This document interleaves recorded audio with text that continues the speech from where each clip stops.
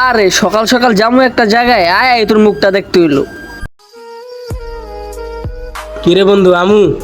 না তোর এমন লাগবে না, তুই থাক। কিরে বিপ্লব, সজীব রে দেখছস? হ মাত্র গেল এদিক। ও আচ্ছা ঠিক আছে। কিরে বন্ধু আমু? আবি যে লগে টেকা আছে, টাকা তো নাই। তাহলে তো রাউন্ড লাগবে না, তুই থাক। A few moments later. কি রে দোস্ত, বিপ্লব রে দেহ সামনে এলাকায়? না, ওরা তো দেই না এলাকায়।